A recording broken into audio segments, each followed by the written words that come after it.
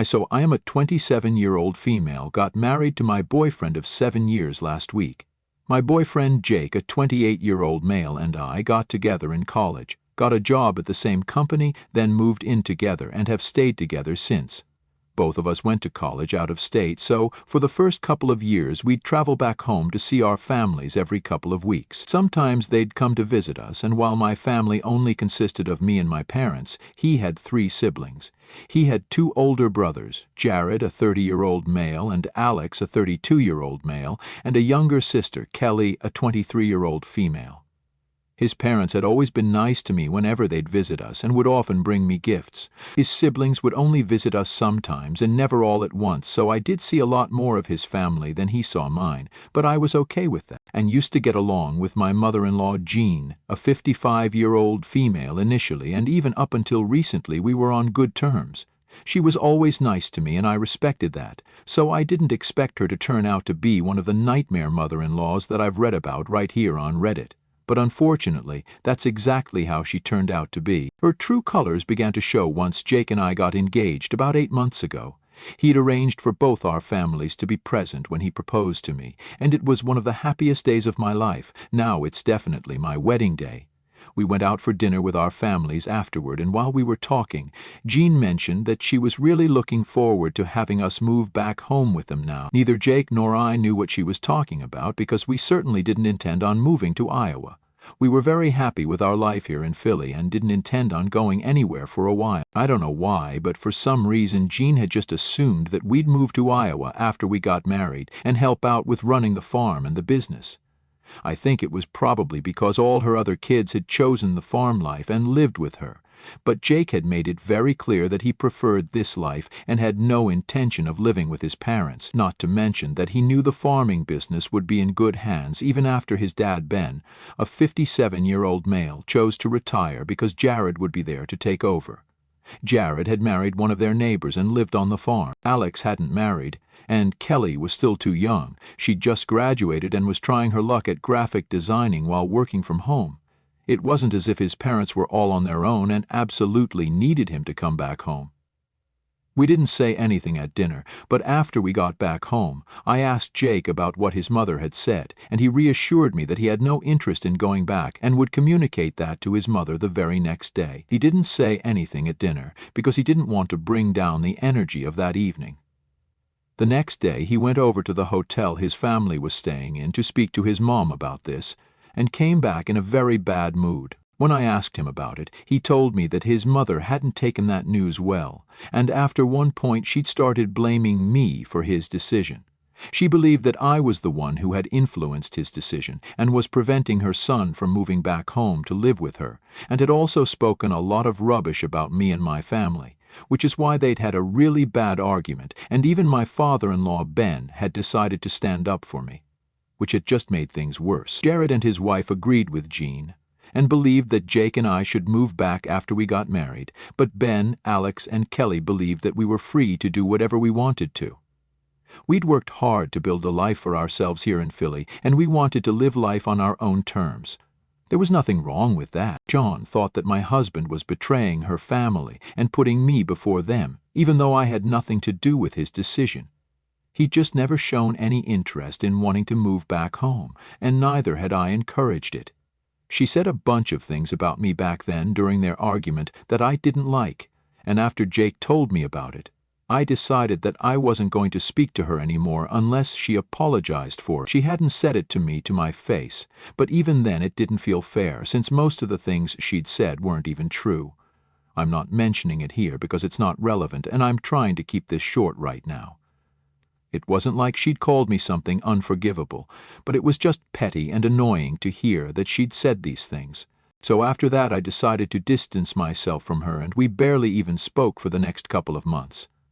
I was also really busy with wedding prep, so I didn't have the time to think about these things either. When the time came, we did invite both his parents and the rest of his family, even though Jean and Jared had been very distant after the whole debate about where we'd live after marriage, and surprisingly, they did agree to attend. After they'd received the invites, Jean even called me and apologized for whatever she'd said, and told me that she'd been acting out because she'd been going through some issues in her personal life, and she'd taken things way too far because of that. I forgave her because I wanted my wedding to be a happy one, and the way to achieve that was to be on good terms with the most important guests, our families. She also seemed very genuine with her apology and explained that she'd been going through a rough patch with her husband, and she'd been very moody, which is why she'd overreacted. She didn't explain what was going on with Ben, and I didn't ask further because I didn't want to pry, so that was it. We remained in touch during the next couple of weeks leading up to the wedding, and it felt like everything was all right again. Even on the day of our wedding, she was very nice to me, and the ceremony went beautifully. It was only after the ceremony and speeches that I realized Jean was suddenly nowhere to be seen. I had to go get changed out of my wedding dress into something more comfortable for the reception anyway, so I decided to leave the venue for a bit and also look for Jean, because I had a feeling she was up to no good. The reception was being held in the hotel itself, and before going up to my room to change, my maid of honor and I decided to stop by the room the reception was to be held in. To our horror, we found Jean inside, and she was absolutely destroying the room by throwing around feathers like confetti all around the room. She definitely bribed some employee to let her in, and was then trying to ruin my wedding with a reminder of the farm for Jake to feel guilty about. My friend and I were shocked and didn't know how to react for the first few seconds because she had an entire plastic bag full of feathers that she was emptying on the floor. Not only was it a hazard to walk around in because anyone could skid on those and fall, but it was also a health hazard since people were supposed to have dinner in that room. I was stunned, but after I recovered from the shock of what I was seeing, I decided to start recording it because she literally looked insane and malicious to the core, while she was trying her very best to ruin my wedding. She'd already covered half of the floor with the feathers and was getting to the other half slowly, so it was pointless to try and stop her. But I did some quick thinking and whipped out my phone to make sure I had proof of her acting psychotic. She had her back turned to us the entire time so she couldn't see us, but we could easily record her with her face in it, and after recording for a minute and a half I decided that I'd seen enough. And now it was time to do some damage control. I wasn't going to let her succeed and ruin my wedding, but neither did I want to confront her today and ruin Jake's day. So my maid of honor and I decided to speak to the manager of the hotel and ratted Jean out. He was kind enough to understand my situation and told us that we could use the other room to host the reception, but it was a little smaller and they'd need an extra hour to decorate it as well. We pulled out the security footage and he told us that the employee who'd let Jean into the room would be fired, and even offered to have security throw her out, but I told him that there was no need for that. I didn't want any fuss on my wedding day.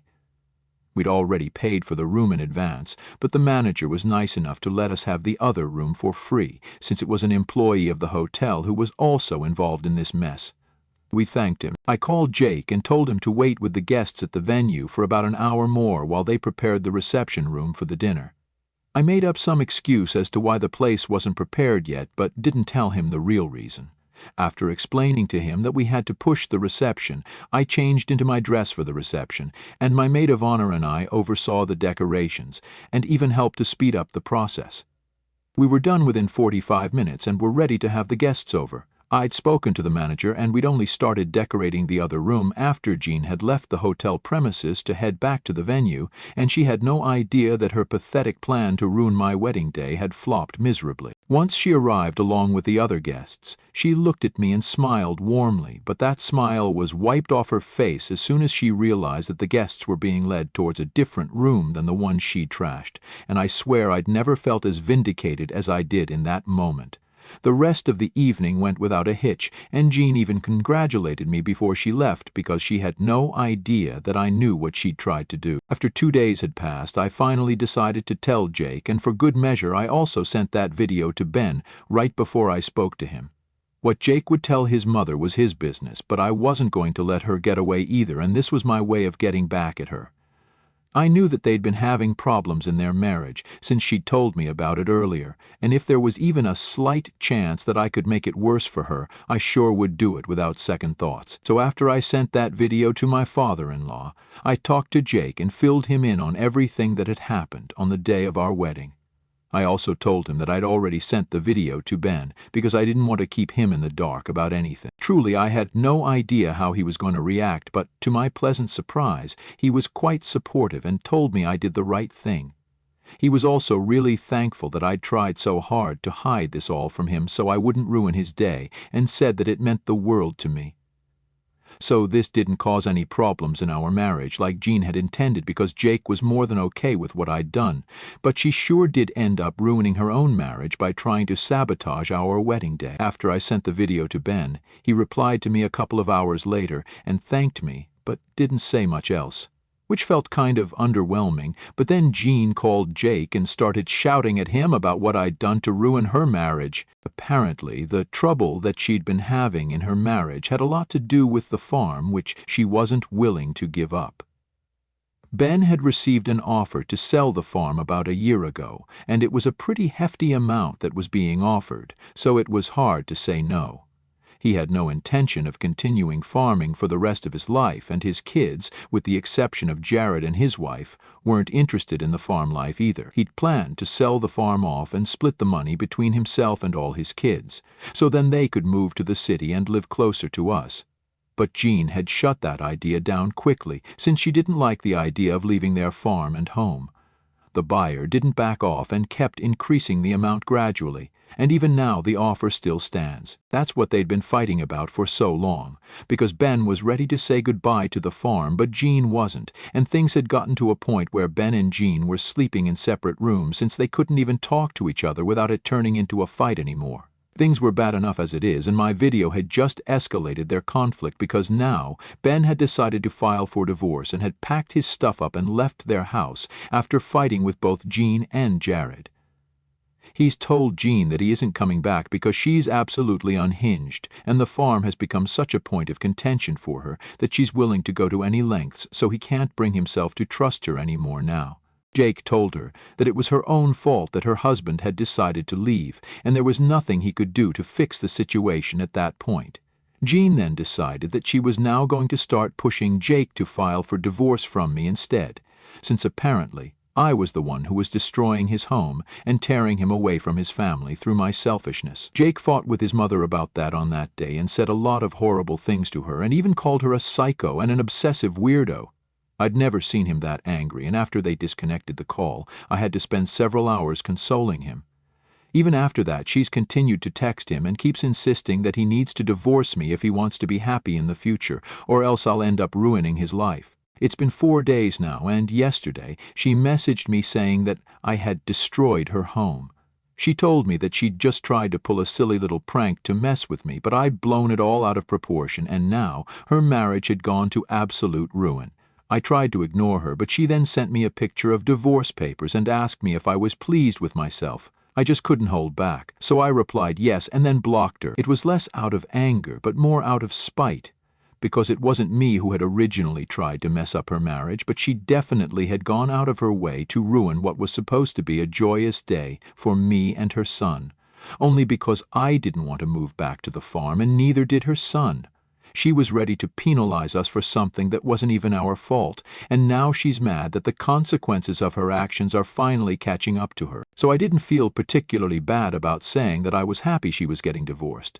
But then, this morning, Jake told me that she, Jared, and his wife were not throwing a fit over what I'd said, and while he didn't scold me for it, he did say that he wished I'd just ignored her instead of replying and making matters worse. He seemed a little miffed about what I'd done, and I did apologize, but he just grunted in response to it and said that what I did was really quite unnecessary, but now it was done and there was no changing it.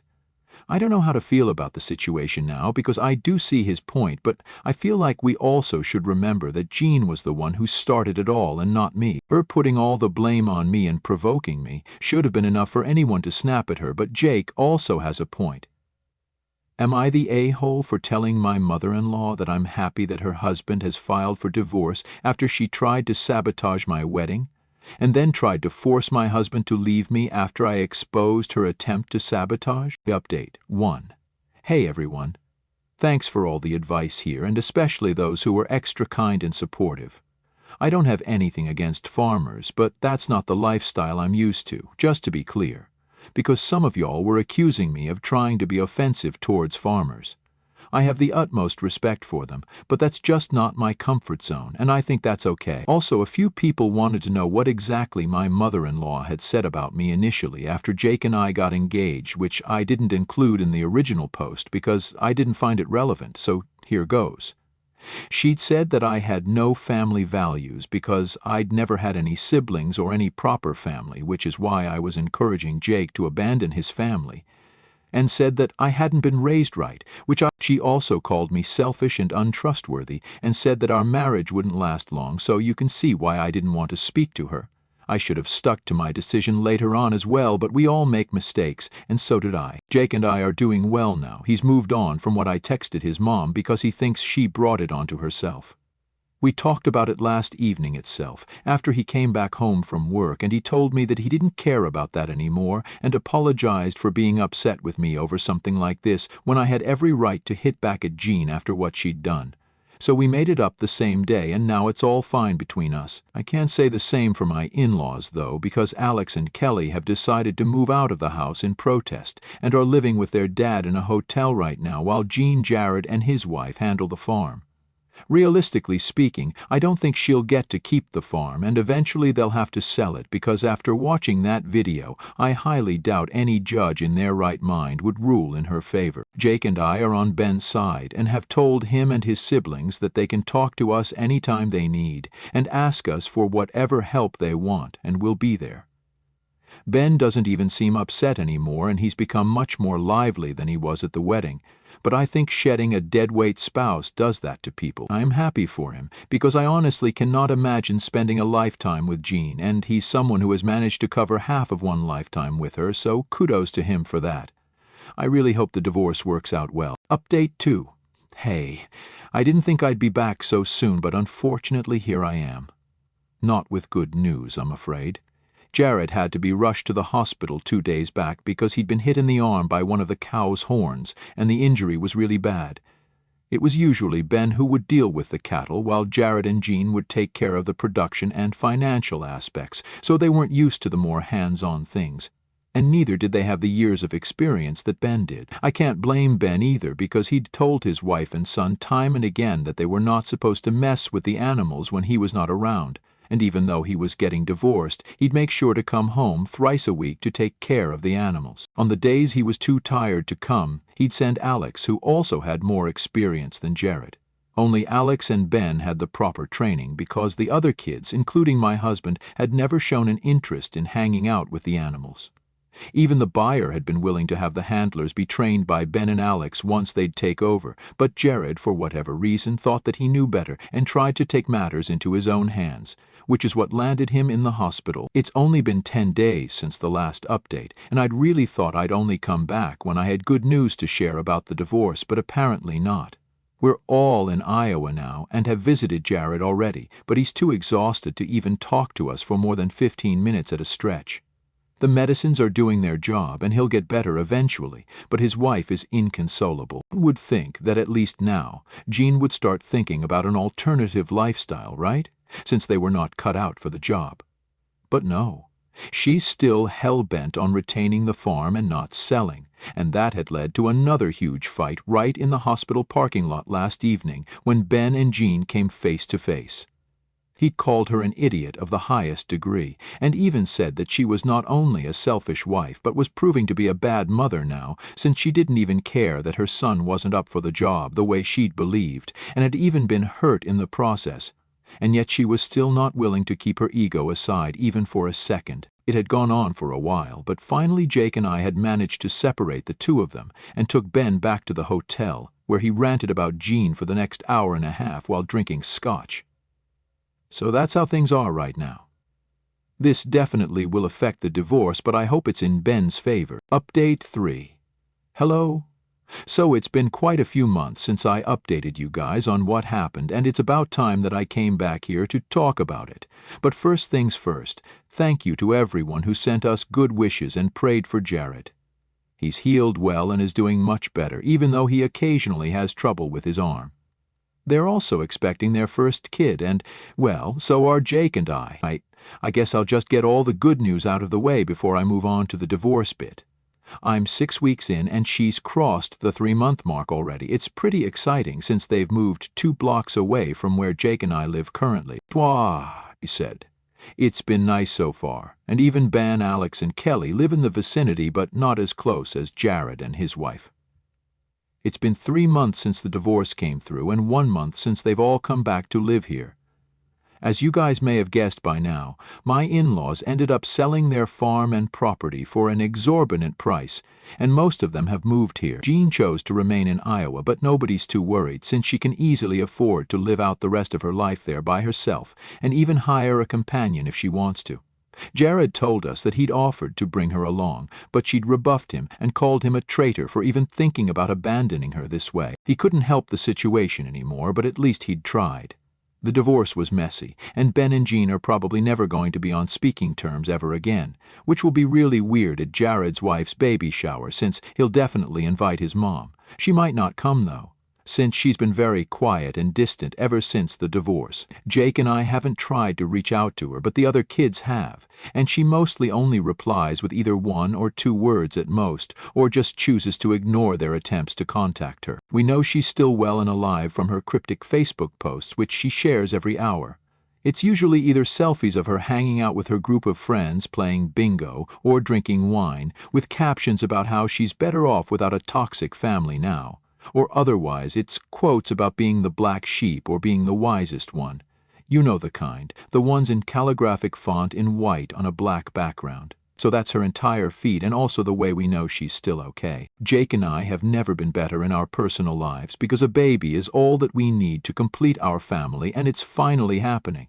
I'm super pumped to start this new chapter of our lives, and so is he. I wish us luck, and let's hope things only get better now.